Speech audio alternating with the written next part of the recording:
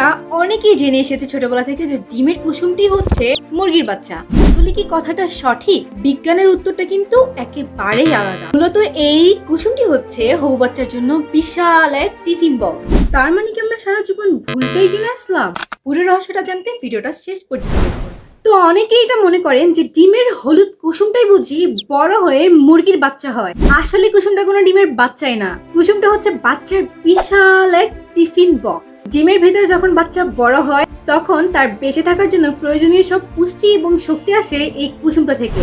অর্থাৎ এই কুসুমটি হচ্ছে মূলত বাচ্চাটির খাবার। তাহলে প্রশ্ন, বাচ্চাটা কোথা থেকে আসে?